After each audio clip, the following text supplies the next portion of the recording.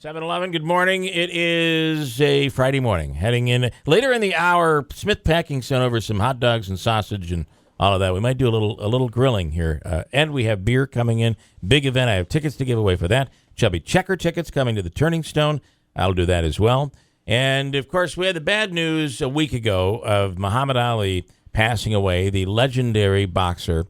And Julia Rose, who worked at WUTR here in Utica, is now working in Louisville at WHAS-TV, and she's covering that funeral today. Julia, good morning.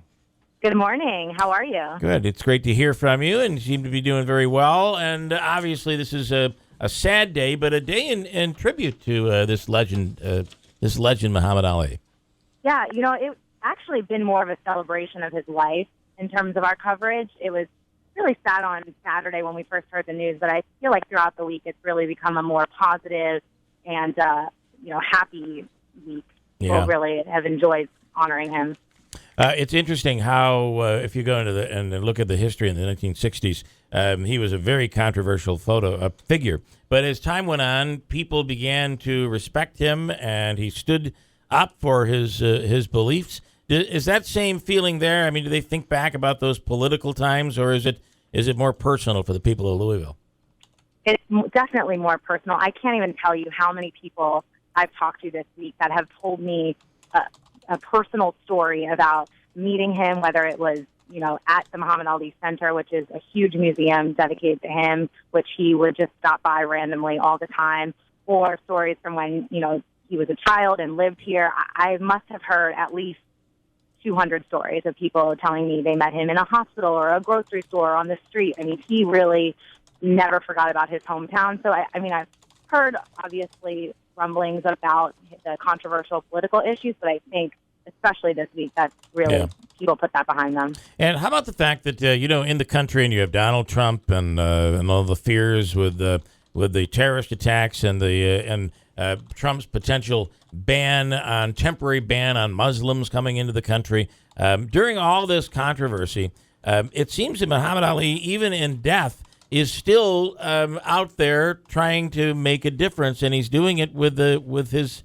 funeral, which is an Islamic funeral today, and a lot of people are talking about that.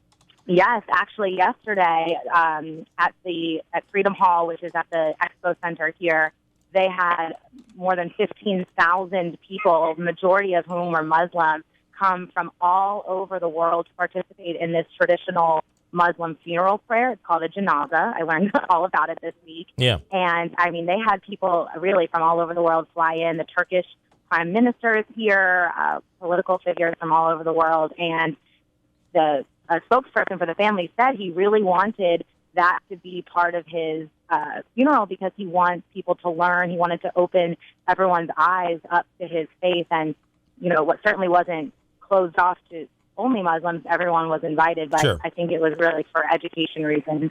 And he would hand out pamphlets about Islam. Mm-hmm. Yeah. Which was one of his he'd sign them and he'd hand them out, and his whole thing was that these terrorists were distorting the religion, his religion, and he wanted people to know what the religion meant to him. And I think he's doing that even now in death, which is really incredible. Yeah, it is. And I'm actually right outside. There's a huge memorial, sort of a makeshift memorial set up outside of the Ali Center. People have been bringing flowers and balloons and flags throughout the week, and I see quite a few Islamic flags here and flags of countries that are predominantly Muslim. And I think everyone is sort of on the same page this week, no matter what your religious or political views are. He stood for love and compassion and inclusiveness, and I have really felt that people are honoring his wishes this week. So today's funeral will be multi-denominational. Yes, it will be.